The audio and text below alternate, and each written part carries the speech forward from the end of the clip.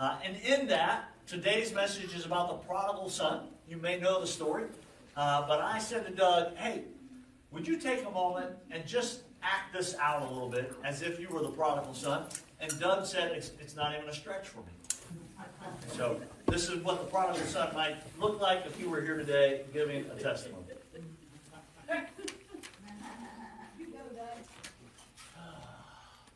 Man, I'm tired of messing with these animals. So I gotta tend another field. And then I gotta muck these stalls. I'm so sick of these animals and these fields. And you know what? I want what's mine. I'm gonna go tell my dad I want what's mine. Yo, Pops.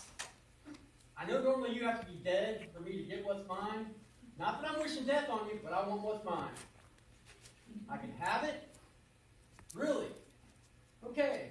Bag of money, some jewels, some nice clothes. I'm out. So I take off to a faraway land. Okay.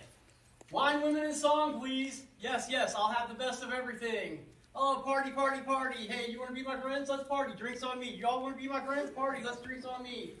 Best of everything. Okay. A month goes by, 2 months go by, I don't know, a couple years, and hey, I'm kind of broke. What do I do now? You want to help me out? Can we party on you now? No? How about y'all? Y'all got my back this time? Like, I got no places. Y'all got my back? No. Oh, what do I do? Wanted. Hog tender. Feed hogs and clean their pen. Ugh. That's worse than what I did at Dad's. Well, I am hungry. I guess I'll take the job. Maybe they'll let me get a bath, because at this point, I think I smell worse than the hogs do. So, what are they eating? Man, I'm hungry. Y'all hear my belly growl? That's how hungry I am. Wow, I wish I could eat what they ate. How bad have I messed up? What am I going to do? You know what? I'm going to go back to Dad's and see if he'll make me one of his servants, a slave. At least I know I have a rope over my head, and I'll get to eat at least as these hogs are eating. Man, will it take me back? I don't know, I got to give it a shot. I'll go back. I'm walking down the road, I'm almost home, and who's that in the road? Is that my dad? Yeah, it's me, Dad. What, Dad's running? Dad's running towards me. What in the world? Dad, you're glad to see me? Dude, Dad, I've done so much wrong. I've been so evil. I know I stink. Dad, would you take me into your house and let me be one of your servants? I would be glad to sleep in the barn and just eat table scraps. What? You want to give me your ring and your best robe, and you're going to kill the fatted calf and have a party for me? Because you love me, and I'll always be your son, and I've always been in your heart? Dad, that's wonderful. Thank you. I don't know how to act. Thank you, Father, for taking me back. Even though I made all these mistakes, you still love me.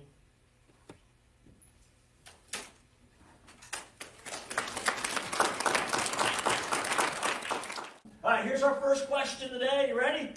Our first question is, how do you get to heaven? At our final sermon of reassembling your life for 2022, we thought we should close with, all right, how do you get to heaven?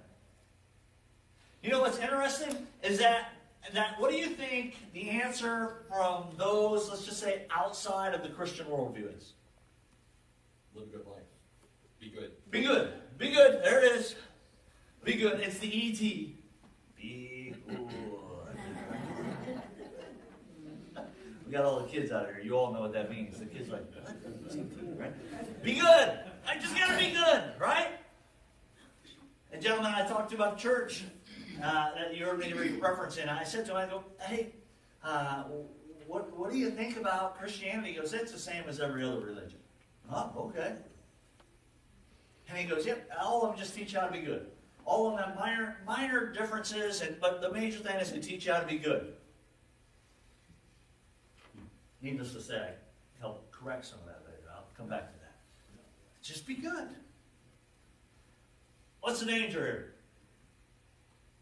If someone said to you, hey, to get to heaven, you just got to be good, what should your response be?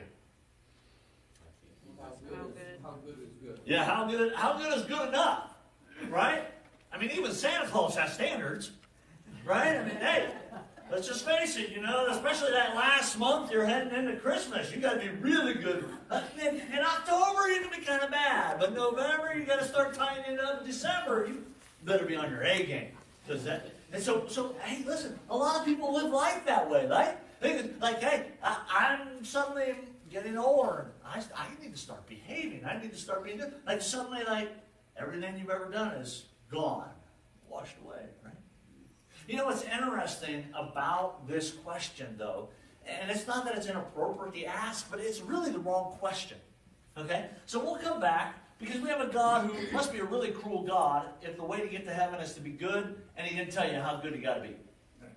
Because my standard answer is like, hey, if it's better than Hitler, I got a shot. But if I got to be as good as Mother Teresa, I'm out. Like, I should give up now. I'm going to go live however I want because I can't make it, right? Right? And so the idea you got to be good really isn't a great response, right? And turns God into Santa Claus, which, by the way, explains the wreck of theology most people have. Because if God is Santa Claus, it all falls apart, right? Because God is not Santa Claus. But it's the wrong question, all right? And so when we should ask, well, how good is good enough if I got to be good? The wrong question, or the right question, rather, is, hey, how do I get to be with Jesus? You see, that's the right question. Because I really don't want to get to a place. That's not the goal. That's not what Scripture teaches. That's not what we lost in Eden.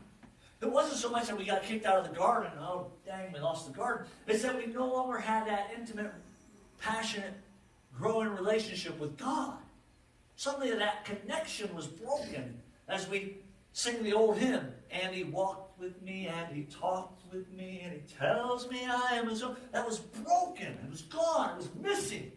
And so what was supposed to be in the garden, the way we were created to be, was suddenly broken. And we're not trying to get back to a place. We're trying to get back to a person. This is why we often ask the wrong question. When we say, hey, how do you get to heaven? We should rather say, how do you connect with Jesus? That is actually the right question. Now, again, in fairness, if you have a friend who doesn't believe, they're going to say to you, why would I want to, right? Because their worldview doesn't start there. But as we progress in our faith, we should understand the goal isn't getting to a place, it's getting to a person, right? Reestablishing a healthy, intimate, passionate, growing relationship. So I'm going to say it to you one more time. The goal isn't getting to a place, it's getting to a person. Let's do it one more time, all right? People in the back row there haven't quite picked it up yet. Come on, Nick. All right? The goal isn't getting to a place, it's getting to a person. This is so crucial to understanding the entire gospel message. Right? Because if you can imagine heaven without Jesus, you're not really imagining heaven. You're imagining something else that's entirely different than what God has invited you to experience. Heaven without Jesus is not really heaven. So we say, hey, the goal is to be with Jesus. Right? And why is that? Oh, because Jesus is God. Right? And so the goal is, and by the way, not to reconnect and reunite with God, because we aren't part of God. Right? We're totally separate. We're external from God. We're not little gods running around. Right? We're not Eastern religion, Hinduism, and Buddhism. We're going to one day reconnect with some ultimate energy force. Right? That's not the goal. The goal is to be in a healthy, intimate, passionate, growing relationship where we are external to God. We are His creation, that which He created, not part of Him. Everybody good there? Everybody on board? All right, nod your head if you're on board. Okay? Let me just pause.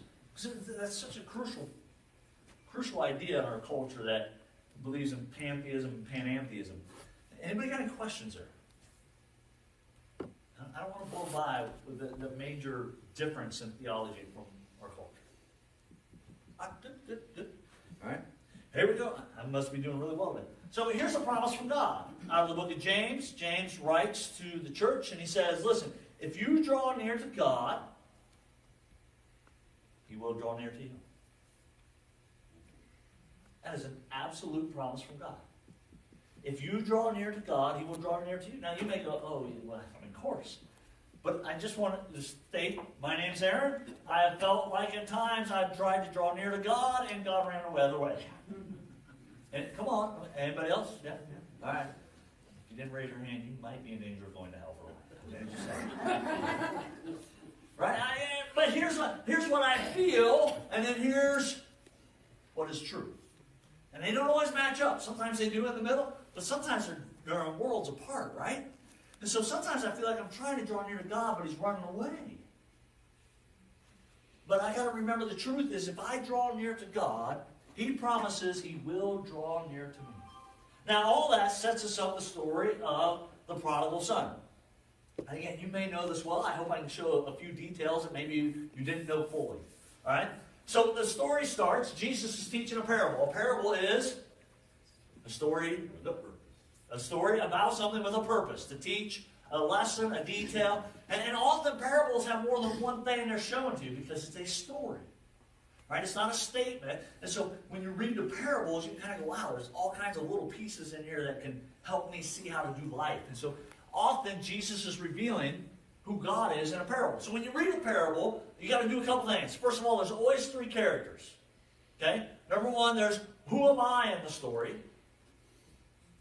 Number two, there's who is God in the story. And number three, there's where is everybody else. And that everybody else could be with you in the story. We could all be the same. But sometimes there's another group that stands on the side and watches. And it isn't directly aimed to, but rather they're hearing the message so that they can figure that out as well, where they fit in the story. Okay? And so it says this. Jesus said there was a man who had two sons. And by the way, we're not going to get to the second son today. We just don't have time to cover it all. Okay? But you can read about the second son. The younger one says to the father, which is fascinating because the younger one, by the way, is not going to get as much inheritance as the older one. He's going to get a tiny bit. The older one's going to get most of it. All right? Father, give me the share of the estate. So he divided the property between them. Okay. So the first thing you got to do anytime you read Scripture is go, how did the original audience understand and hear this? Because if we get that, we can go, therefore this is how they reacted, how they understood it. Therefore, this is how I could react and understand it. And therefore, this is how I can apply it. And so the original audience would have been like on the edge of their seats with this story already. And they would have been on the edge of their seats because this son should be stoned to death. And so Jesus says, basically, let me put it to you this way. Hey, there was a kid who was like way down on the totem pole, and he came to Dad and said, I wish you were dead. I want you to give me whatever I would get when you died. Now. Now, again, if you're in the culture, you're going, whoa, okay.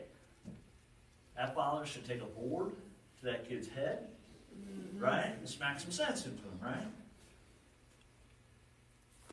Plus, you're going, my son, I mean, we set a precedence, right? If you can do that, now all the children will disobey. Jesus. I know how the next phrase of the story goes. And so Jesus has this long pause when he's telling the story. You can imagine. Jesus says, there was a father who had two sons. The youngest said, Father, I want my share of the inheritance now. Then Jesus waits. And perhaps he even asks, he goes, and what would you say? The guy over here says, well, I'd take him out and stone him right now. Which is exactly what should happen. I just wish you were dead, Dad. Maybe someone in the back who's a bit more emotional and in touch with their feeling side says, I don't know because my heart would be so broken that my son wants me dead. Like, I love my son. And now he just said, Dad, I don't want anything to do with anything you've ever taught, anything you've ever done for me. I wish you were dead.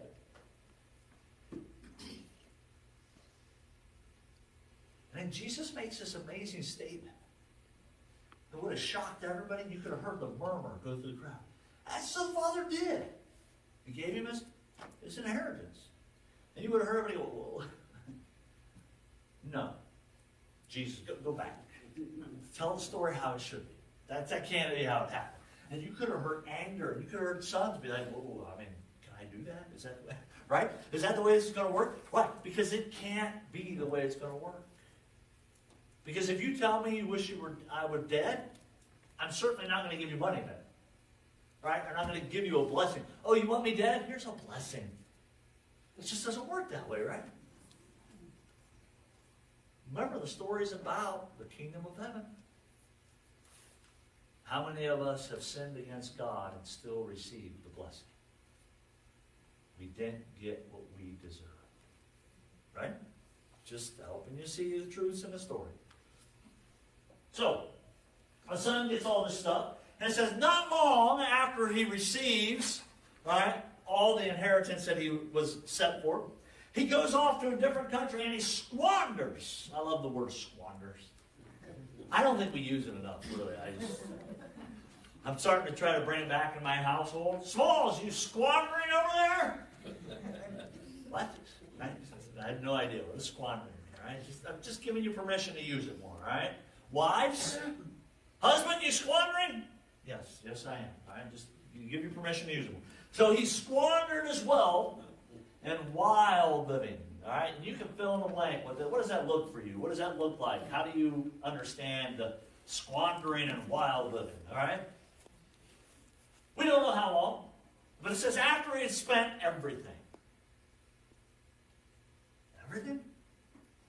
So the son who says to dad, I wish you were dead, got a large sum of money, probably sold the back 40 in order to get that, now has spent everything. So not only is he a fool in his relationship with the father, not only is he a fool in how he interacts with others, but now he's a fool with money. It's the worst kind of fool. Just foolish everywhere. Right? He's a squanderer. Right? There was a severe famine then in the entire country, and he began to be in need. Every once in a while, a parent comes to me that's very brave, or a grandparent comes to me that's very brave, and they describe how their grandson or their son or daughter or whatever is behaving, maybe a niece or nephew, and they're like, what should I pray for? How do I love them? And I follow this passage and I say, you should pray that life just gets terrible for them. And they always look at me like, not what I was expecting, right? I go, no, it's just, often we don't realize what the answer is until we have nothing left. And when we have nothing left and all we have is Jesus, suddenly we go, oh, look, one thing remains. Or as we sang earlier, even when I am unfaithful, great is your faithfulness to me. Suddenly he has nothing left. He began to be in need. Now, notice this doesn't solve the problem immediately. What? Well, he's probably like me. He's probably really stubborn. All right? Even when he gets in great need, he's like, I still got this. I'm going to make it. I'm going to do it on my own. I don't ask for... But some of you knew the word. That. Some of you kind of like us, right? Me, the younger son, you guys, we're hanging out, right? We don't ask for help, right? And so there he is, ready to go. He's in great need, but he's not going to ask for help. So I love this. So he goes and he hires himself out to one of the citizens of the, remember, he's not in the same area as his father, where Jesus would be telling the story to the Jews. So now he's going off to another country, squandered his wealth, right? And he hires himself off to somebody else in another country. That's important because he's there feeding the pigs. At this point in time, Jesus' audience would have been like, well, good. That's what he deserves. Now, you and I know he's feeding pigs, and it's kind of like, yeah, he's feeding pigs, show him. But Jesus' original audience, remember, they couldn't have pigs. It was an unkosher animal, forbidden to eat in the Old Testament. And thank God for the new covenant every time I eat bacon, right? All right, we're not under the old stuff. We're under the new covenant. I can eat this bacon and not feel guilty. But you couldn't be around the pigs. And so Jesus' original audience would have heard this and been like, oh, you cannot get lower. So here's the addict who's lost his family, his house, his job, and He's now living on the streets. You can't get lower. Here's the person who extorted money, stole from their business. They got fired. They're working at McDonald's, but they got fired from even McDonald's. Now you can't get lower. Look at whatever situation. Just it's meant to emphasize it's the bottom of the barrel, right? You can't possibly move any lower than where this man's at because he's hanging out with the pigs. Not only is he hanging out with the pigs, but what? He sees what they're eating. He's like, hey, I see what the pigs are eating, and he begins to go, I want to eat that. That's really low. Right? I just want you to know, I have a pig. We feed her table scraps on a regular basis. It's kind of like, a little Christmas on occasion for her, right? And I just want you to know, I've never looked at him and thought, I'm hungry enough, I kind of want that. Never. Right? Because what? It's all mushed up and ground up, and it's just like it's covered in sawdust and hay and dirt. It's never thought I should eat that, right? Why? Because I'm not that low. But again, the point is that you can't go any lower than where this son is at. You long to eat with the unholy. So we have the physical, you can't go any lower. But also God wants you to catch, as Jesus tells the parable, spiritually you can't get any lower. Right? By the way, remember we're going to talk about love and what does love require of us and how do we define love. And therefore, once we determine how do we define love and where we get the definition of love, it determines our actions. Well, if this person really believed in God, they would never behave this way. Why? Because this is contrary to everything that was taught. So the idea that he's longing not to eat with the pigs is also a spiritual statement. This is how far from God he's wandered. Because everybody who was a practicing Jew understood you can't hang out with the pigs. I love this, but when he came to his senses, this is maybe one of my favorite verses in the Bible, by the way. And that word senses, you want to circle up. All right? When he came to his senses. All right? When he came to his senses. When he came to his senses. It says he said, how many of my father's hired men have more than enough bread, but here I am dying of hunger? Good point. I wonder how long you got to live at the bottom before you start to think that way, right? Probably there's a word that has prevented this reality from clicking in his head. That word might be called pride. Or that word might be called guilt. Right? Like, I know what I did to Dad. I told him I wish you were dead. I know the back 40 where him and Mom carved their name into that tree. I went and sold to have the money. To live like an idiot. There's no way I can go back. Again, you got to crawl into the emotion of the story and then place yourself. Are you the prodigal son? And if you are, and you've said, there's no way I can go back, then you understand.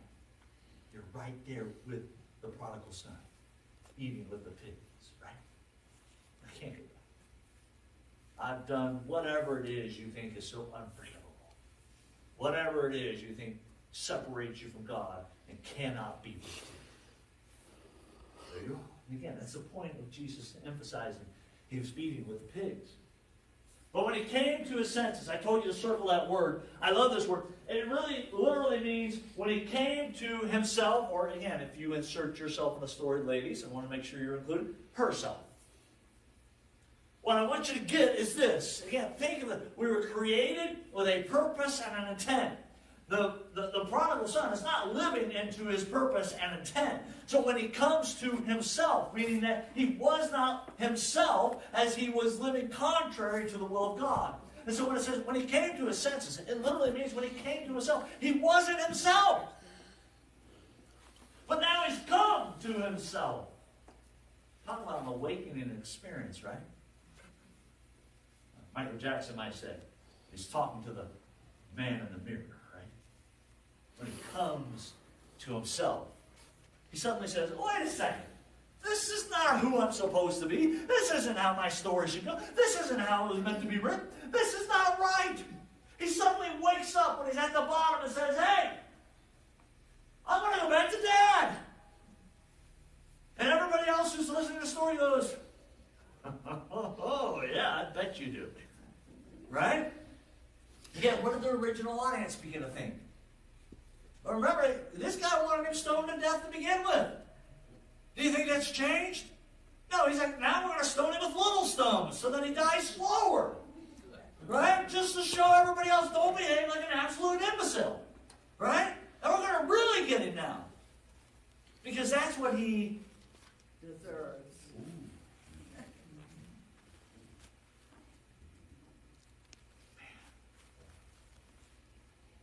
Just tell you, when we don't get what we deserve, it's a really good thing.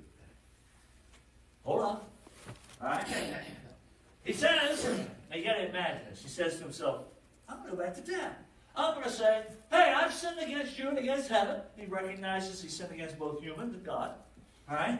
I'm no longer worthy to be called your son. Make me like one of your hired hands. And so he gets up and he starts walking. Now, again, put yourself in his shoes. He's got a traveling distance of probably several days, maybe even a couple weeks, because he's in a different country. It's not like he went to the next town. He's in a different country. And so as he travels, can you play the reel in your head? This is what I'm going to say to Dad. This is what Dad's going to do. This is how it's going to go. Okay, what's the worst case scenario? This is what I say to Dad. Dad takes me out, and okay, maybe Dad does stone me, and I deserve that. Maybe Dad will. I just hope he lets me be one of the servants. I just hope he sees that I'm a beggar. Dad, I don't need to be one of your sons anymore. I don't deserve that. But just let me come work on the farm for you. I get it, Dad. I lost myself. But now that I found myself, I understand what's going on. I get it. Right? So, again, the idea of worthy, I invite you, if you had your Bible, circle the word worthy. Right? To merit something, to deserve a reward from somebody, or in this case, God or the Father, because in the Prodigal Son story, God represents the Father.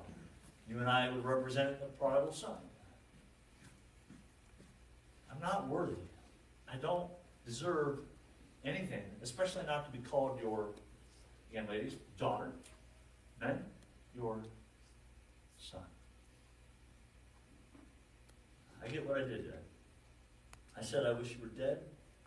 I blew everything. I've lived like an idiot. I understand that it's a merit-based system. I don't deserve it. All right, you with me so far? Merit-based system I don't deserve. All right, so the question would be, were we ever worthy of being a son or daughter of God? Did you ever deserve that?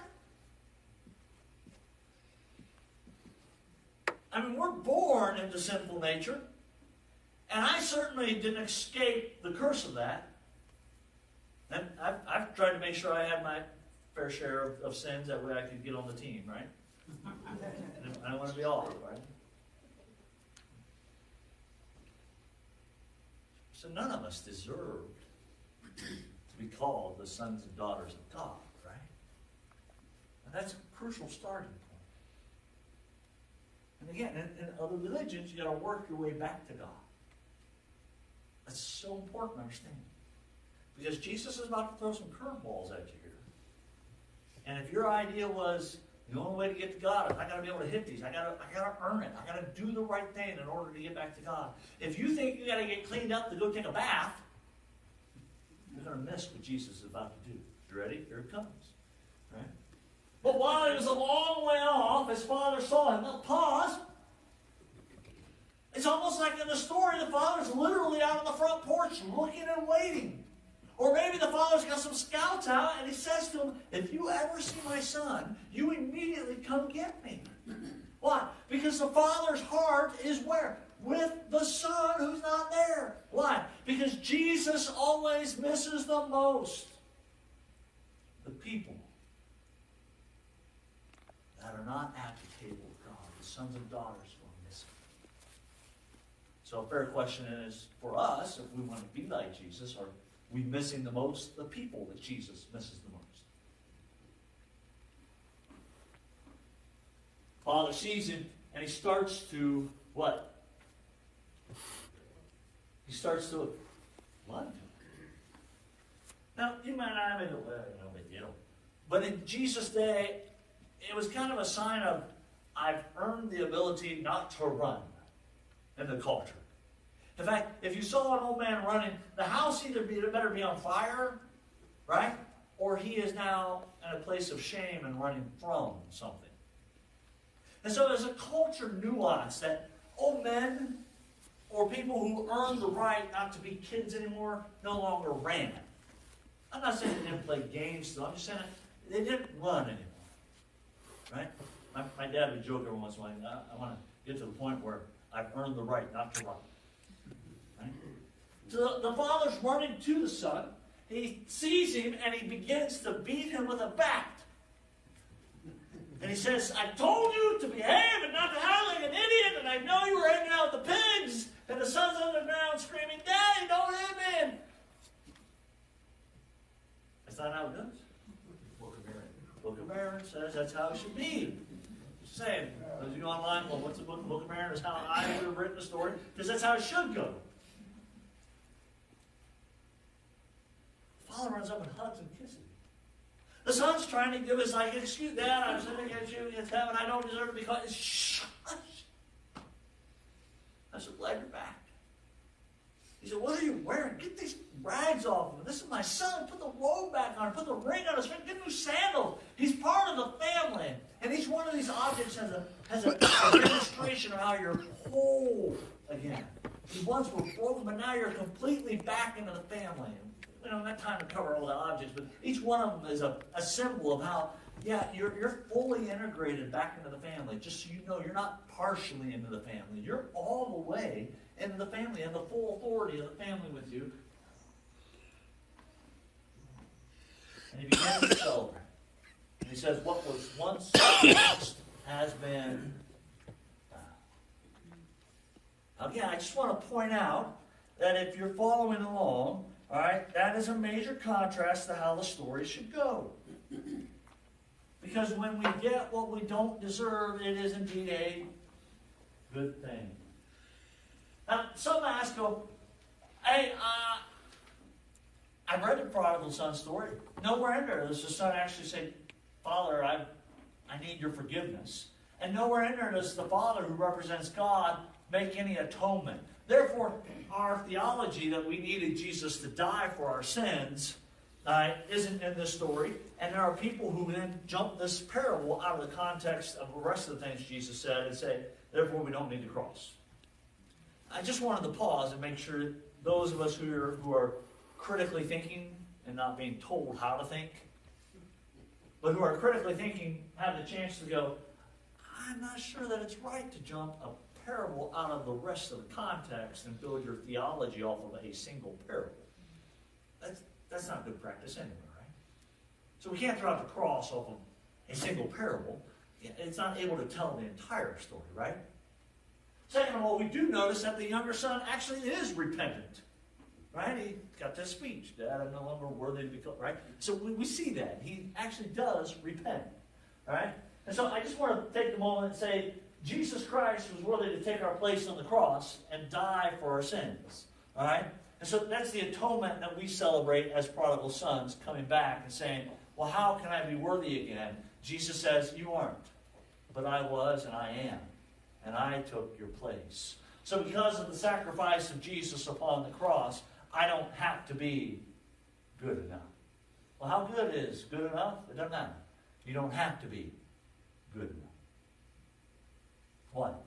Because Jesus was good enough for us all. The book of Hebrews says, the once and for all sacrifice. The second thing I want to point out is I just want to make sure that we understand it. We can still coexist. Now, the reason I point this out is because there is a major and an absolute drastic difference that is brought to us in this parable that separates us from all other religions. And so for someone to make the foolish statement, aren't all religions the same, I always want to just stop and go, you don't know much about what Jesus taught, do you? I don't normally say that because that's not going to help the conversation, right? But that's what I'm thinking in my head. And so now I got to start asking questions to help them see why their worldview of, I got to be good enough, and, oh, aren't all religions the same, falls apart. But I also want to point out that there's absolutely no reason why we as Christians can't coexist with other religions. I mean, just because you want to believe in a lie doesn't mean I should beat you up. In fact, the core teaching of Jesus is I should love everybody, including my... Which is a really tough one to live up to. I wish you would just say the people that like me. But Jesus said, even your enemies. So, by the way, that's different from other world religions too. Because one of Muhammad's last commands to his Islamic followers is, if they don't convert, kill them. Well, that's drastically different from the coexist that we can do in Christianity. No, that's not the only world religion that teaches, if they don't follow you, be violent towards them. Now, with that, I like this idea. Not all religions are the same because they actually contradict each other. It's not that all religions are similar with the major things and minor on differences on the outside. It's actually that they're all different with the core beliefs and similarities on the outside. The major things are all drastically different. For instance, in every other world religion, the son should be stoned, should be beaten, should not be welcomed back into the family, but should be said, yes, you deserve to hang out with the servants. There you go. In fact, you're not even allowed on the property again. Why? You sold them back 40. You certainly don't care. You can't be here. You're not worthy. And Jesus comes along and says, I want to change how you think and understand God. Because you can't be good enough. I'm going to pay the price for you. And has separated Christianity from every other world religion. So can we coexist? Absolutely certain. We should. In fact, Christianity is one of the few religions that actually teaches you can coexist. But we can't miss that they actually don't coexist, they contradict while we coexist. Because Christianity is a religion of grace. And God says, you couldn't be good enough. I am good enough. I will take your place and make atonement for you. And this isn't how we just get to heaven, but this is how we reestablish and have a healthy, intimate, passionate, growing relationship with Jesus Christ. And we're going to talk about how that changes everything. Because from there on out, Jesus says, and I want you to ask one guiding question.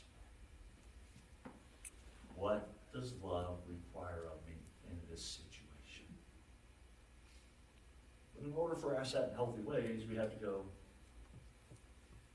what does love mean? Where do we get that definition? Who do we get it from?